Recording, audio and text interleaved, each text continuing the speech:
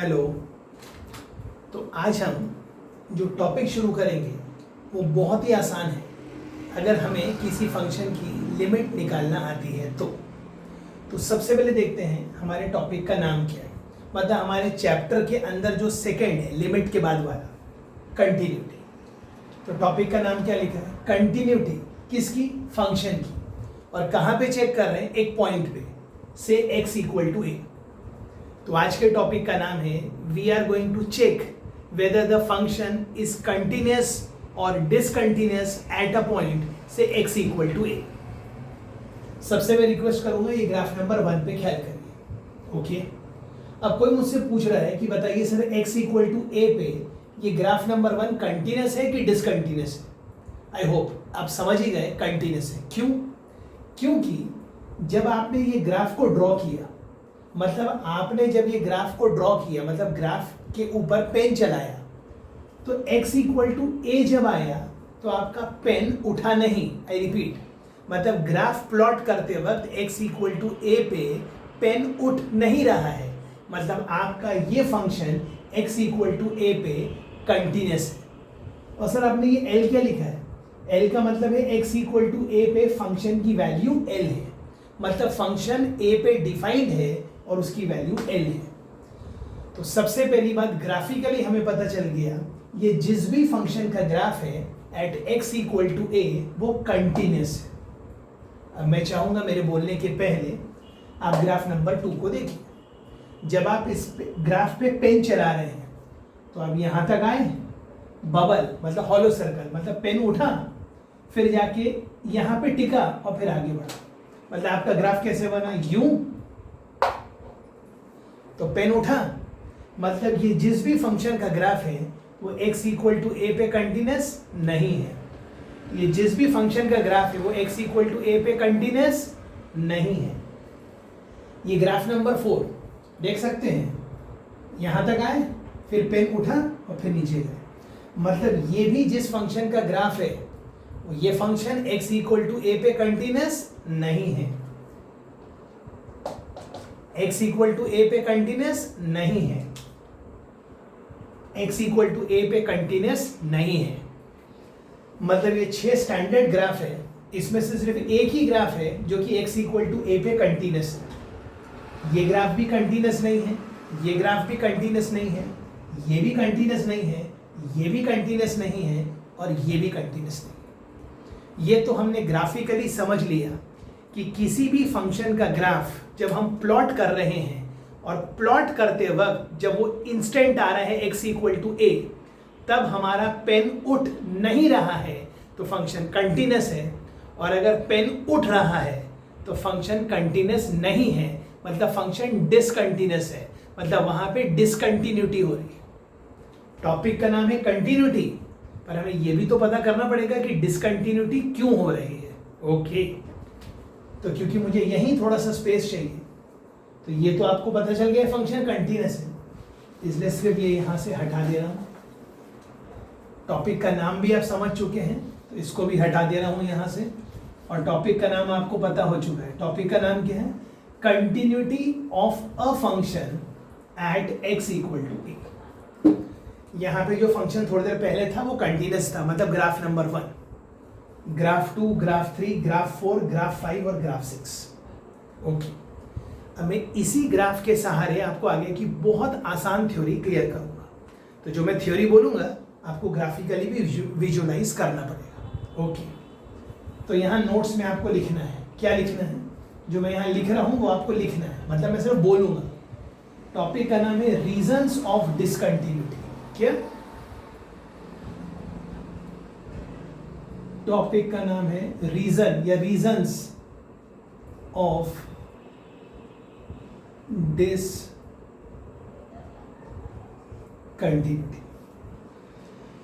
तो सवाल है सर एक फंक्शन डिसकंटिन्यूअस कब होगा? ओके। अब फंक्शन डिसकंटिन्यूअस कब होगा? सबसे बेसिक कारण, लिमिट डज नॉट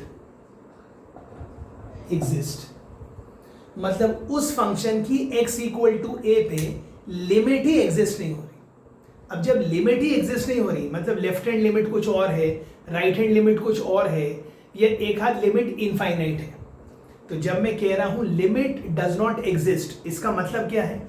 इसके दो मतलब है, या तो left hand limit right hand limit के बराबर नहीं है, या तो इसका दूसरा मतलब है दो में से एक हाथ लिमिट इंफिनिटी की ओर जा रही है।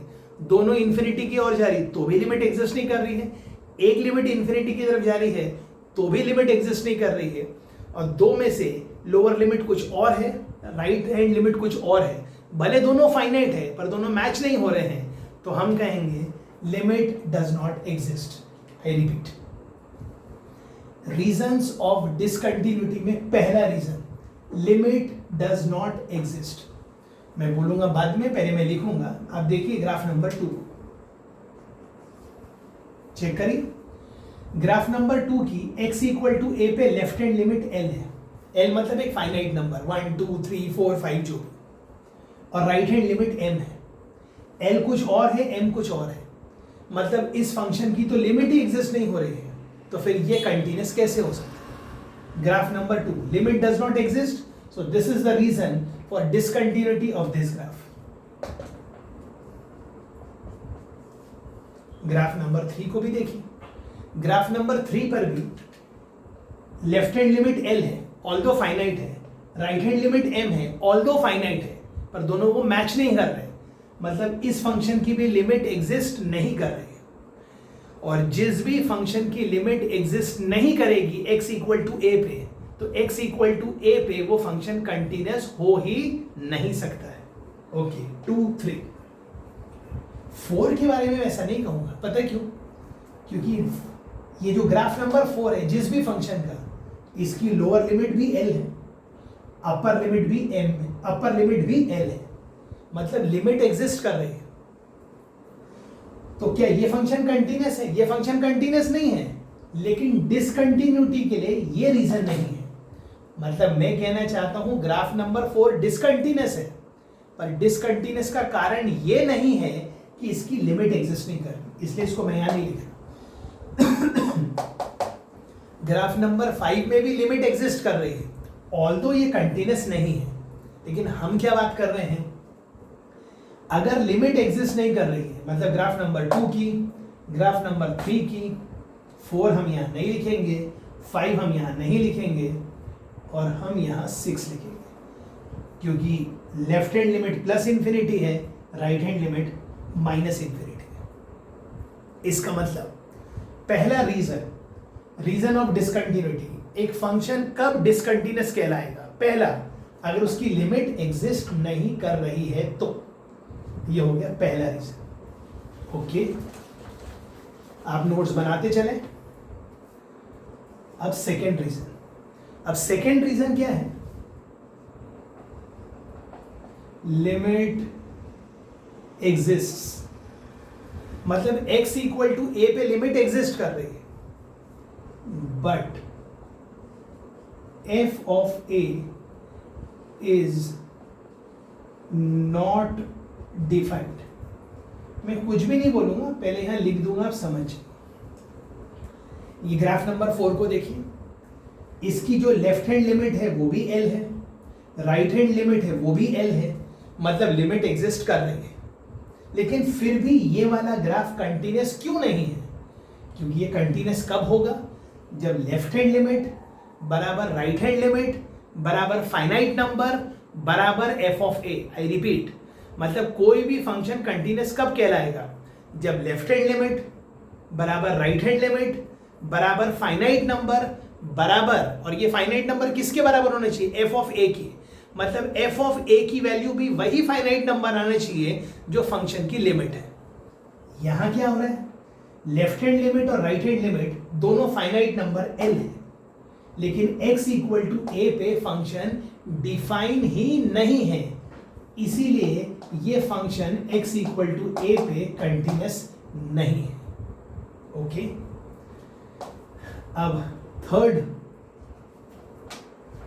थर्ड में आपको पहले ही बता देता हूं। लिमिट एग्जिस्ट, आप देख सकते हैं,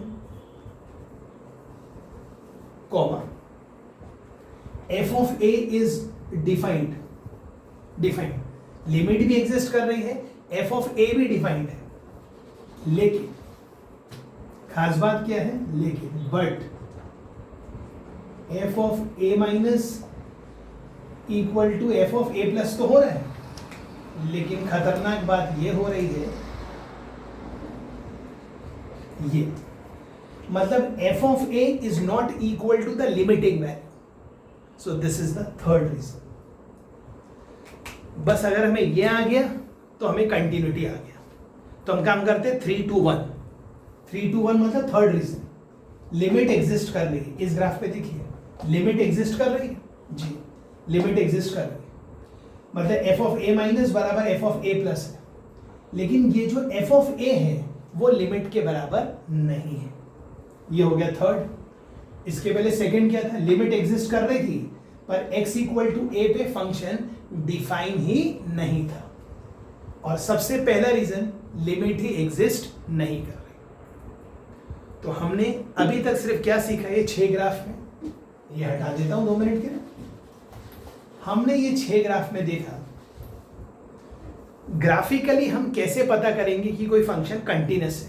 उस पॉइंट पे, अगर उस पॉइंट पे मैं उस फंक्शन का ग्राफ प्लॉट कर रहा हूं, तो उस पॉइंट को जब मैं क्रॉस कर रहा हूं तो अगर पेन नहीं उठ रहा है, जो कि ग्राफ नंबर 1 का था, तो वो कंटिन्यूअस है. यहां पर पेन उठ रहा है, कैसे, यहां तक आए, फिर ये हॉलो सर्कल आया मतलब पेन उठाया, फिर ये डॉट आया, फिर वहां पे पेन टिकाया और फिर आगे गए. आई होप आप समझ रहे हैं. मतलब ग्राफ आया ऐसा, फिर ऊपर उठा, फिर टक, फिर आगे, और यहां आगे. मतलब पेन उठ रहा है, पेन उठ रहा है, पेन उठा ना. मतलब ये कंटिन्यूअस नहीं है. ये मैथमेटिकली कब कहेंगे एक फंक्शन कंटिन्यूअस है, x इक्वल टू ए पे फंक्शन कंटिन्यूअस कब होगा, जब उस फंक्शन की left hand limit equal to उसी फंक्शन की right hand limit, of course उसी पॉइंट पे. मतलब f of a minus equal to f of a plus equal to a finite number, and that finite number should also be equal to the value of the function at that x, मतलब x equal to ए. तो ही हम कहेंगे वो function x equal to a पे continuous है. और थोड़ी देर पहले हमने रीजंस ऑफ डिसकंटिन्यूटी पढ़ा. तो जो सबसे पहला रीजन था, क्या था सबसे पहला रीजन, फंक्शन की लिमिट ही एग्जिस्ट नहीं कर रही. ओके, ये देखिए x इक्वल टू ए पे फंक्शन की लिमिट ही एग्जिस्ट नहीं कर रही है, मतलब ये फंक्शन चाह के भी कंटिन्यूअस नहीं हो सकता है. तो हम टॉपिक को यहीं पे एक नया मोड़ देंगे. अब हम क्या करेंगे, एक साथ 2 टॉपिक का नाम सुनेंगे. एक हम सुनेंगे रीजंस ऑफ डिसकंटिन्यूटी, और यहीं पर हम एक टॉपिक पढ़ लेंगे क्लासिफिकेशन ऑफ डिसकंटिन्यूटी. मतलब डिसकंटिन्यूटी कितने टाइप की है देखेंगे. पहले फटाफट रीजन देख लीजिए. लिमिट एग्जिस्ट नहीं कर रही, मतलब फंक्शन तो कुछ भी कर लीजिए कंटिन्यूअस हो ही नहीं सकता. यहां पे लिमिट एग्जिस्ट कर रही है, फंक्शन कंटिन्यूअस नहीं है, लेकिन हम चाहेंगे तो फंक्शन कंटिन्यूअस हो सकता है. मतलब ये दोनों भी डिसकंटिन्यूअस है, लेकिन अगर हम कुछ एक्स्ट्रा एफर्ट करेंगे, एक्स्ट्रा एफर्ट मतलब फंक्शन को ए पे रीडिफाइन करेंगे, तो फंक्शन कंटिन्यूअस हो सकता है.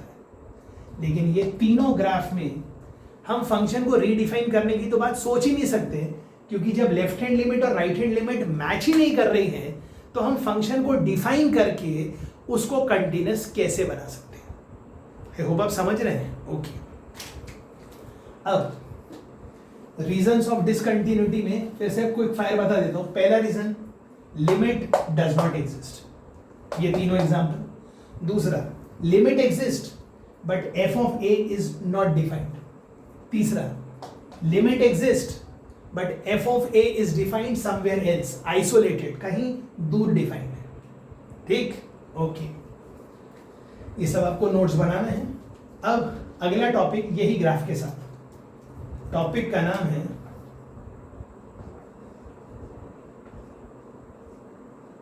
टाइप्स ऑफ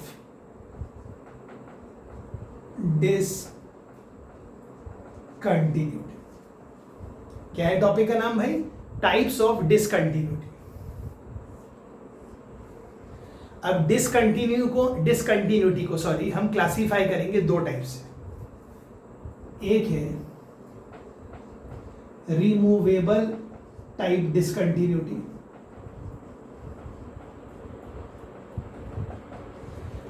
रिमूवेबल टाइप मतलब ऑल्दो वो डिसकंटिन्यूअस है पर हम उस डिसकंटिन्यूटी को रिमूव करके उस फंक्शन को उस पॉइंट पे कंटिन्यूअस बना सकते हैं। और इशारे करूं, देख लीजिए दोनों ग्राफ, अभी से बता दूं, हाँ बता दीजिए।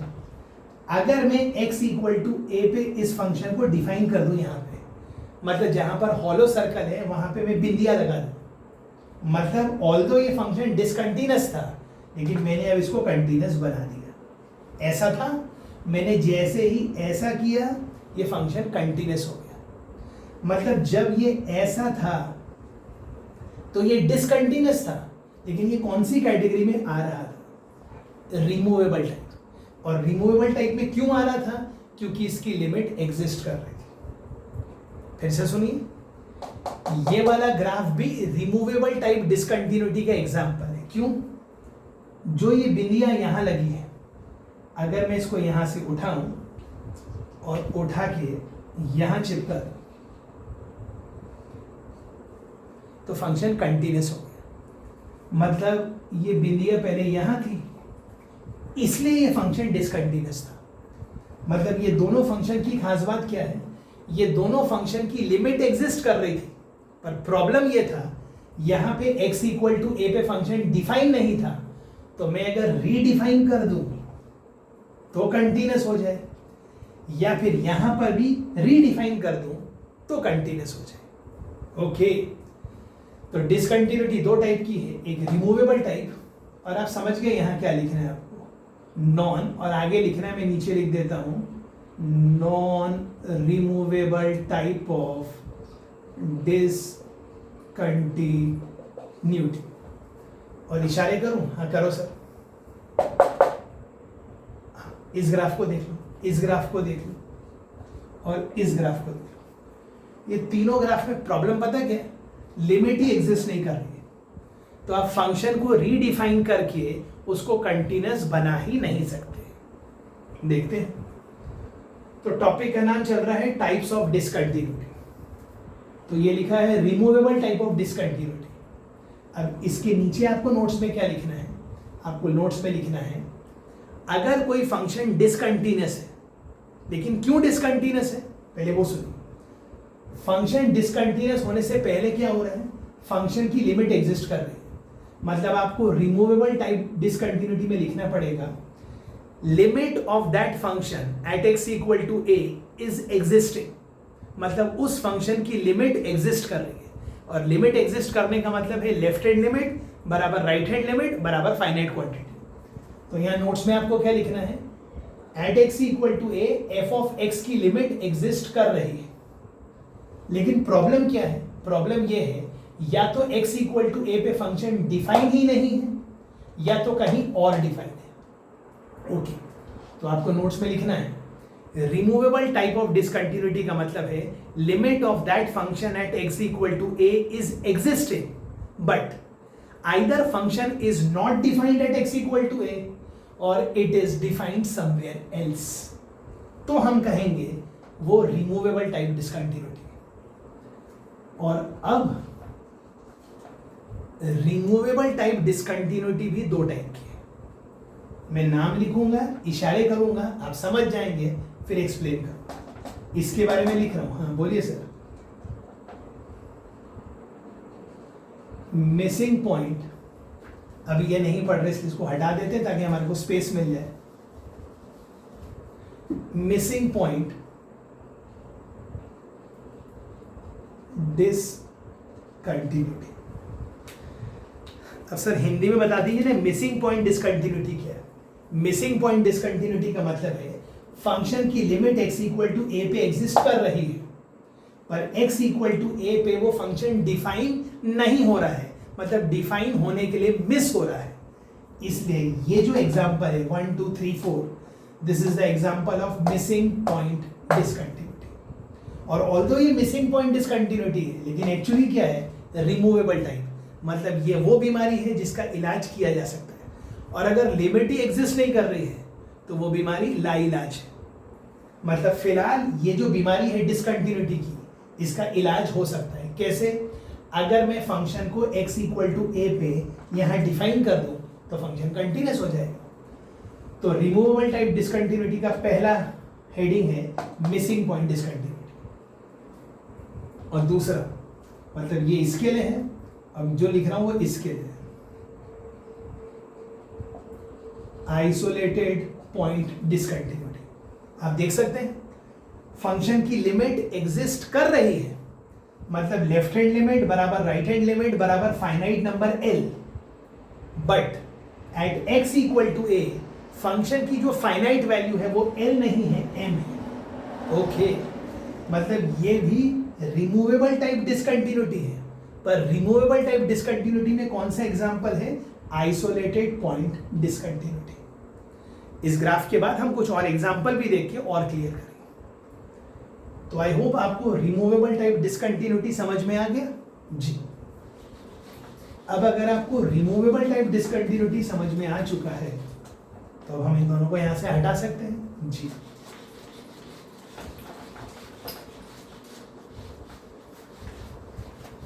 पहले ग्राफ नंबर 1 चला गया क्योंकि वो कंटिन्यूस है, 4 और 5 चले गए क्योंकि वो डिसकंटिन्यूस थे पर वो रिमूवेबल टाइप थे, और रिमूवेबल टाइप में यहाँ वाला जो था वो मिसिंग पॉइंट था और यहाँ वाला जो था वो आइसोलेटेड पॉइंट था। अब ये हो गया, अब हम ये वाला पढ़ेंगे। हेडिंग तो आपको पता ही है क्या है, non removable type of discontinuity. अब ये जो नॉन रिमूवेबल टाइप डिसकंटिन्यूटी है, मतलब इस बीमारी का तो इलाज ही नहीं हो सकता, मतलब फंक्शन को रीडिफाइन करके तो आप कंटिन्यूस कर ही नहीं सकते।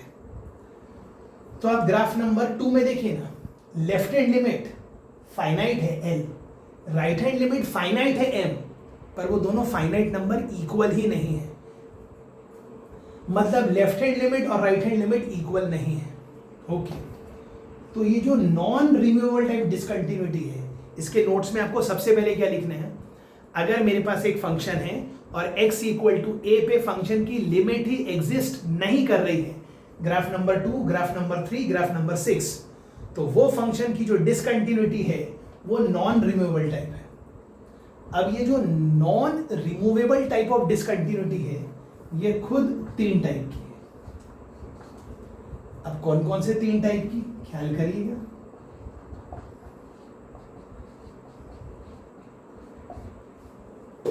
पहला है finite type non removable discontinuity. मैं स्ट्रेट अवे आपके सामने पहले एग्जांपल लिख देता हूं ताकि मैं आपको समझा सकूं। अब सर कैसे? इसकी हेडिंग में क्या लिखना है? फंक्शन की लेफ्ट हैंड लिमिट फाइनाइट है, फंक्शन की राइट हैंड लिमिट भी फाइनाइट है। ये अलग बात है, दोनों इक्वल नहीं है। इसका मतलब ये non removable type of discontinuity है, पर कौन से टाइप की? फाइनाइट टाइप की। क्यों? क्योंकि left hand limit is also finite, right hand limit is also finite, but problem यह है वो दोनों फाइनाइट नंबर इक्वल नहीं है। मतलब पहली कंडीशन ही ट्रू नहीं हो रही कि लिमिट एग्जिस्ट कर। हाँ, अगर लिमिट एग्जिस्ट कर जाती तो फिर सेकेंड कंडीशन होती कि फंक्शन को ए पे डिफाइन भी होना पड़ता और उसका डेफिनेशन की वैल्यू भी वही होती जो लिमिट होता। पर यहाँ तो पहले ही प्रॉब्लम है, लिमिट ही एग्जिस्ट नहीं कर रही। लेकिन लिमिट एग्जिस्ट नहीं कर रही वो तो ठीक है, पर left hand limit right hand limit दोनों अनइक्वल है, पर दोनों फाइनाइट है। मतलब ग्राफ नंबर 2 और ग्राफ नंबर 3 किसका एग्जांपल है?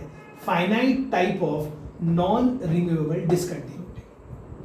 और यहां पर एक नया शब्द मैं आपको सिखा रहा हूं इसके अंदर। उस टॉपिक का नाम है जंप। क्या नाम है भाई? जंप। और ये जंप का मतलब क्या है?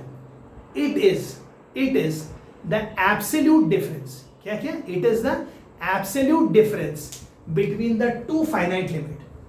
मतलब इसकी लेफ्ट हैंड लिमिट l है, इसकी लेफ्ट हैंड लिमिट l है, राइट हैंड लिमिट m है। तो l माइनस m का जो मॉड है, क्या क्या क्या?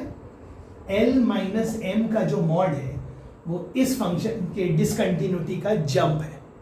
तो कई बार आपको एग्जाम में क्वेश्चन आएंगे और बोलेंगे इस क्वेश्चन में इस फंक्शन का जंप निकालो। जंप निकालना मतलब पहले फंक्शन की लोअर लिमिट निकालो, फिर फंक्शन की हायर लिमिट निकालो। लोअर लिमिट मतलब left hand limit, higher limit मतलब राइट हैंड लिमिट। और ये जो दोनों लिमिट आए हैं इनका डिफरेंस निकालो। मान लो एक लिमिट 2 आ रही है, एक लिमिट 5 आ रही है, तो 5 माइनस 2 करोगे तो 3 आ जाएगा, और 2 माइनस 5 करोगे तो माइनस 3 आएगा, तो भी आपको मॉड लगाना है। मतलब आंसर हमेशा पॉजिटिव आएगा। मतलब जंप हमेशा किसका निकालेंगे? Finite type non removable discontinuity. मतलब आप इसका जंप निकाल सकते, इसका जंप निकाल सकते। ये दोनों कौन से कैटेगरी में आ रहे हैं? नॉन रिमूवेबल टाइप डिसकंटिन्यूटी में फाइनाइट टाइप। आई होप ये क्लियर है। ओके, नेक्स्ट हम समझ जाएंगे मैं क्या बोलूं।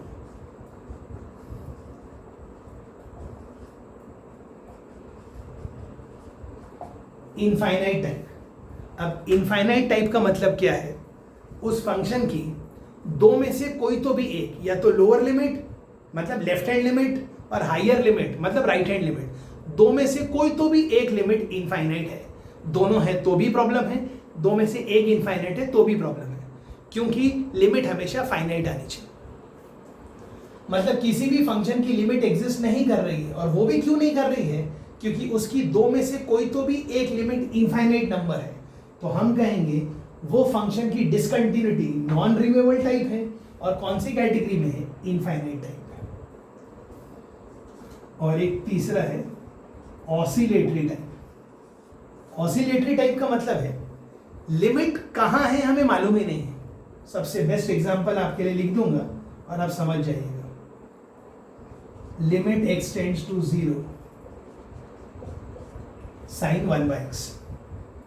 तो जब आप x के बदले 0 डालेंगे तो 1/0 मतलब इंफिनिटी, और साइन की वैल्यू इंफिनिटी पे क्या होगी मालूम नहीं। इतना पक्का है -1 और 1 के बीच में कोई तो भी होगी, पर क्या होगी मालूम नहीं। इसका मतलब उस फंक्शन की लिमिट एग्जिस्ट कर रही है क्या? पता ही नहीं है कि वो इंफिनिटी पे जाके कौन सी वैल्यू अचीव करेगा। तो फिर हम कहेंगे वो function non removable type discontinuity में है, और कौन से एग्जांपल में है? Oscillatory type. आई होप यहां तक आपको क्लियर है। नेक्स्ट वीडियो में मैं यही सब टॉपिक आपको दोबारा समझाऊंगा विद एग्जांपल। लेकिन यहां तक भी आपको क्लियर है तो अब आप डीपीपी ऑफ डिसकंटिन्यूटी मतलब कंटिन्यूटी स्टार्ट कर सकते हैं। राइट। Thank you.